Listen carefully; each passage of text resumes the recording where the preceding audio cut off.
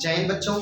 आज हम जा रहे हैं सेकेंड पार्ट का 12th चैप्टर पढ़ने, एटम।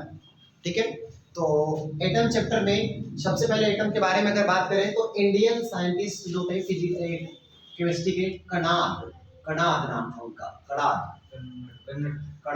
हाँ, इन्होंने पूरे वर्ल्ड में सबसे पहले इन्होंने ये एटम के बारे में बताया था, जिसको एटम को हिंदी में कहते हैं परमाणु में था सर। ये इधर ऋषि कन्नड़ ना। हाँ, ऋषि कन्नड़। तो वही कन्नड़, उनका नाम इंग्लिश में लिखा है तो कन्नड़ लिखा है, लेकिन वो उनका नाम है कणाद। हाँ, हिंदी में लिखेंगे तो कणाद। तो कणाद थे, ऋषि थे अपने भारतीय। उन्होंने सबसे पहले अणु के बारे में बताया था, और अणु को हिंदी में कहते हैं, ये एटम के बारे में बताया था, एटम के बारे में ना, एटम के बारे में बताया था। और एटम को बोलते हैं परमाणु, और आप लोग इंग्लिश में भी परमाणु लिखे हुए देखे होंगे, परमाणु।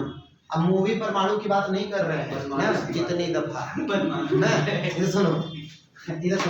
तो सबसे पहले कणाद ने बताया था, लेकिन 1803 में 1803 में इट वाज डाल्टन। आज हाँ, जॉन डाल्टन। तो कहा जाता है कि डाल्टन ने सबसे पहले जो है एटॉमिक मॉडल प्रस्तुत किया, प्रपोज्ड किया। ठीक है ना। और उन्होंने क्या कहा, डाल्टन ने बताया कि atom can't be further divided into smaller particles.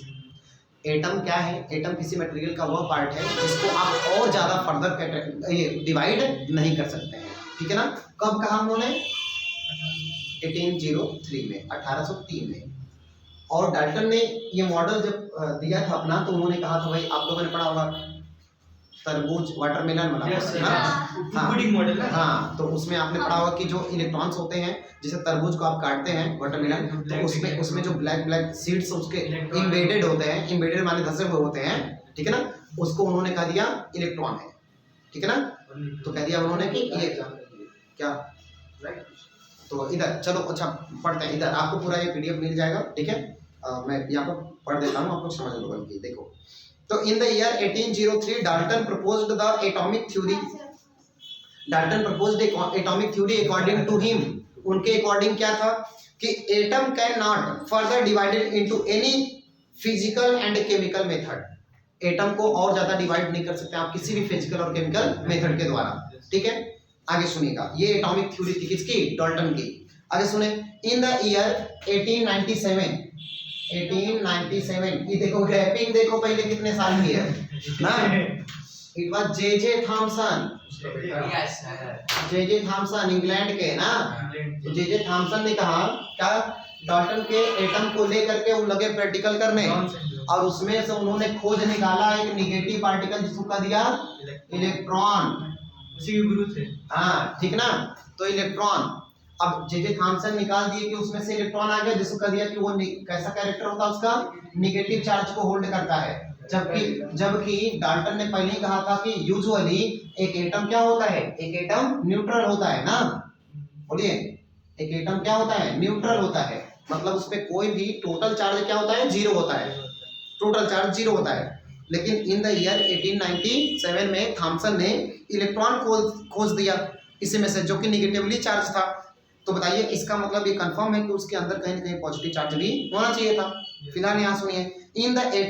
In the year 1897 J Thomson revealed that, revealed माने ओपन किया, सबके सामने ये रखा बात क्या, कि there are electrons negatively charge constituents ना। Electrons in the atoms, atom के अंदर निगेटिवली चार्ज है जो कि इलेक्ट्रॉन है, as identical for all the atoms, जो कि सभी एटम में थे, सभी प्रकार के, सभी टाइप्स के मटेरियल एटम में थे। However atom as a whole are electrically neutral, जबकि एटम क्या होता है? एज अ होल क्या होता है? इलेक्ट्रिकली न्यूट्रल होता है। ये बात सुनाई? आगे सुने। Therefore an atom must also, अभी मैंने आपको बताया कि अगर इलेक्ट्रॉन है तो वहां पे कहीं ना कहीं एटम के अंदर पॉजिटिव चार्ज भी होने चाहिए इक्वल अमाउंट में, तभी ना एज अ होल वो न्यूट्रल है। तो सुनना, हाउ देयरफॉर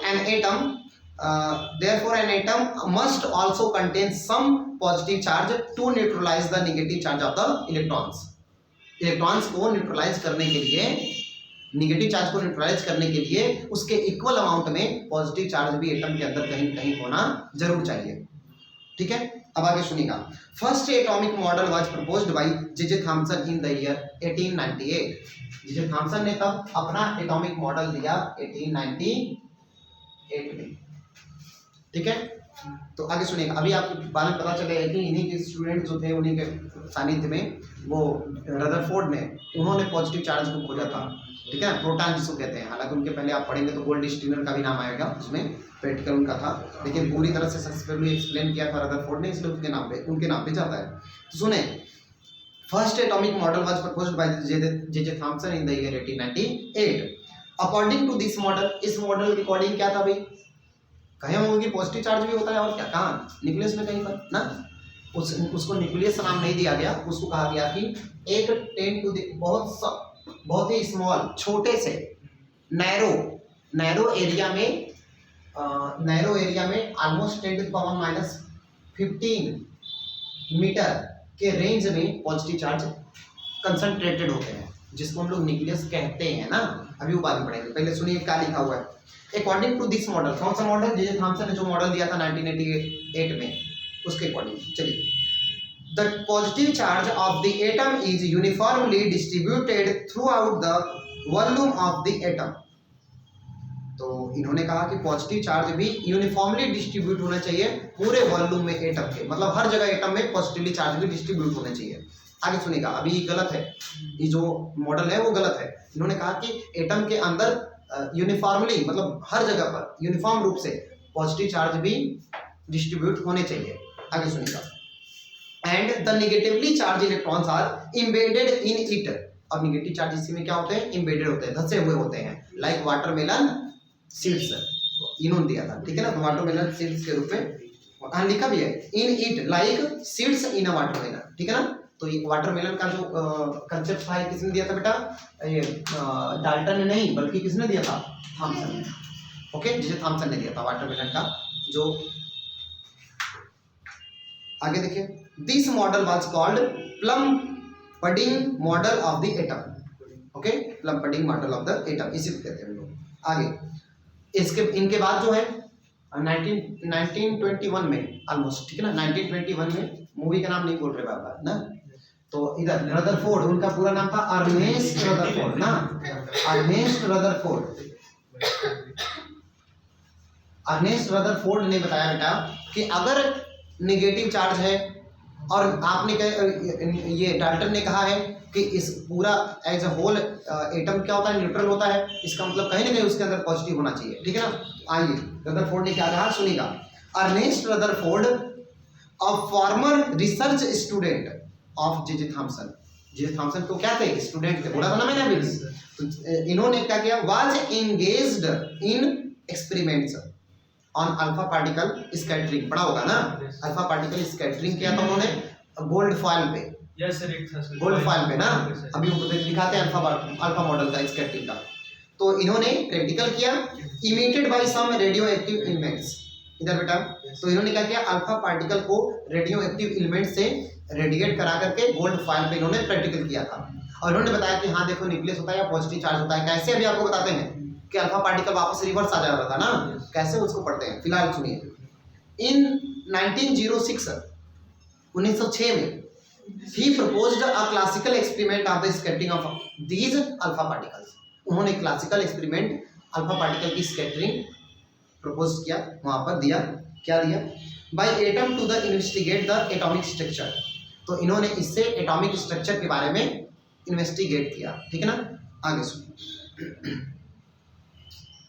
तो आगे है heading alpha particle scattering, okay. तो ये रदरफोर्ड ने जो अपना मॉडल दिया था वो अल्फा पार्टिकल की स्कैटरिंग के बेसिस पे दिया था, और क्या है अल्फा पार्टिकल का स्कैटरिंग, अभी उसको पढ़ते हैं हम लोग, ठीक है, चलिए।